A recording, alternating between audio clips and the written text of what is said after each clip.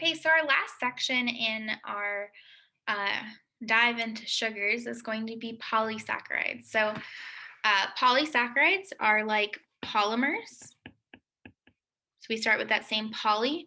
So, polymers of sugars. So, it's many, many, many sugar units put together in a long chain. So, the four main polymers that we're going to, or polymers of polysaccharides that we're going to be talking about are polymers of glucose specifically. So glucose is by far the most common sugar that we see in the natural world. And so there are four main types of polymers of glucose. Those are amylose,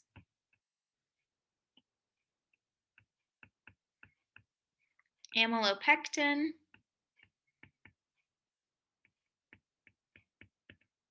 glycogen, and the last one is cellulose. So the first one we're going to be talking about is in terms of in everyday life.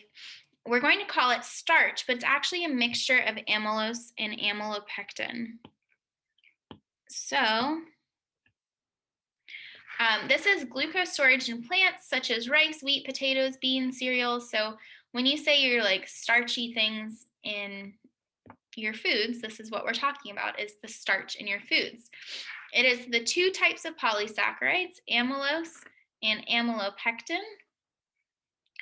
So this particular reference is kind of showing, or like cartoon is showing you what both amylopectin and glycogen look like. But in this case, starch is just the mix of amylose and amylopectin. Let's look down here. I'll show you back up to the pictures in a moment. But amylose is about 20% of starch. And what it is it's alpha D glucose, specifically over and over and over with alpha 1,4 glycosidic bonds. So particularly, I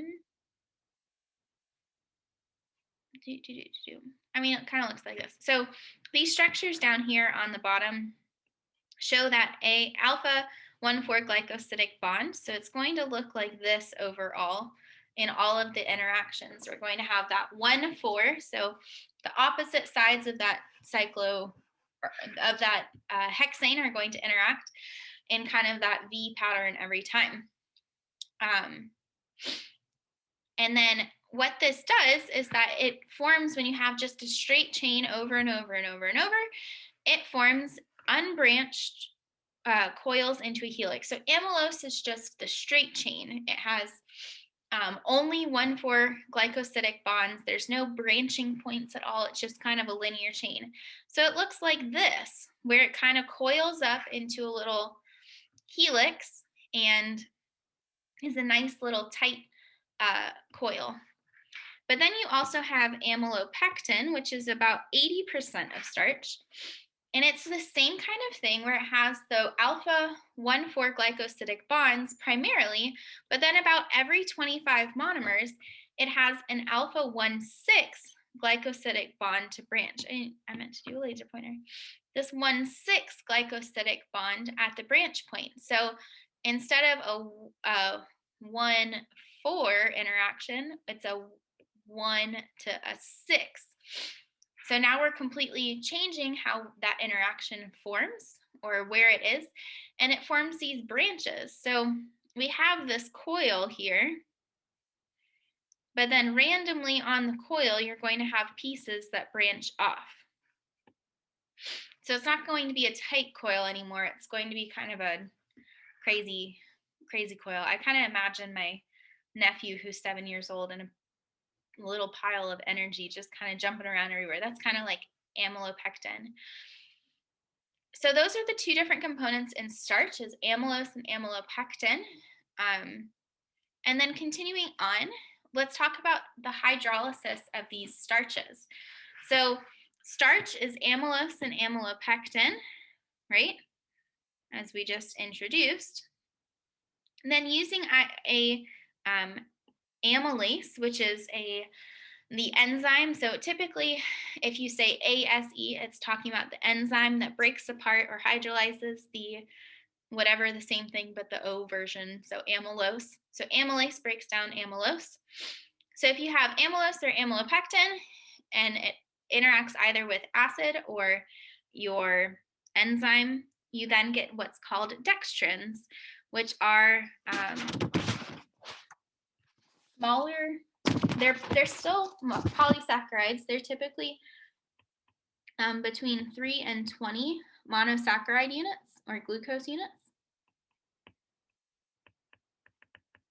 Then you can keep breaking that down into, for example, maltose, which we saw before, which was 2 glucose units.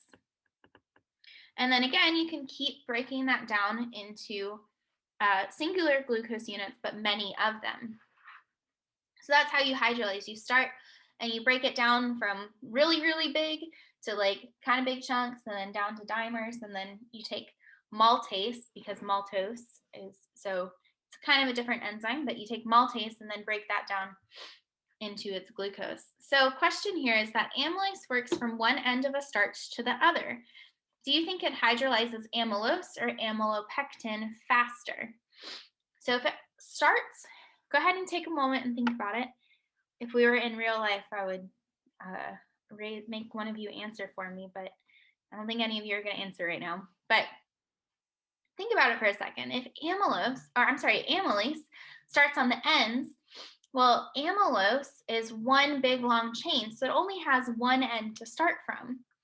So only really one enzyme from either side can kind of eat along it.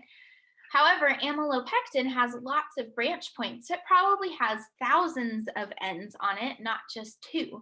And so amylopectin is definitely going to be faster because it has more ends. So this is important for something called glycemic index. So actually, a couple of you indicated that you were interested in the nutrition around diabetes. And so glycemic index is a measure of how quickly blood sugar, specifically glucose, rises after eating a specific food. So if you have a food, it's how much is your blood sugar going to change based off of eating that food, and how fast is it going to change.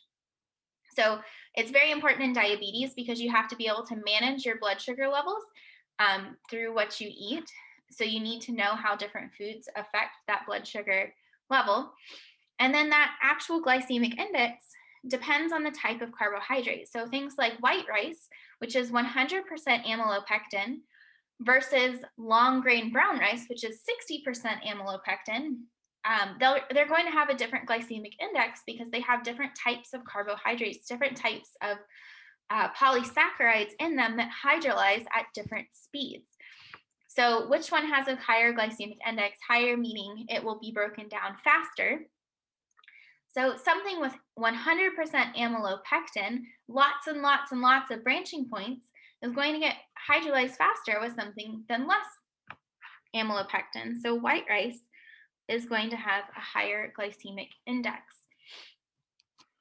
So let's go down to our last 2 versions of our polysaccharides that we're going to talk about, polysaccharides of glucose.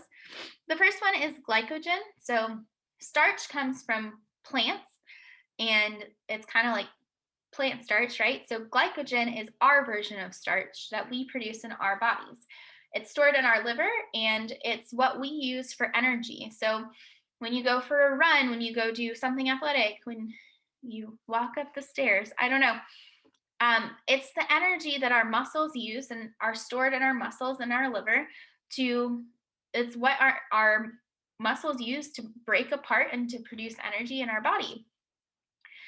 So when we need glucose, when we need more sugar in our body or more energy, our body then hydrolyzes more of it. So glycogen is a big long polymer.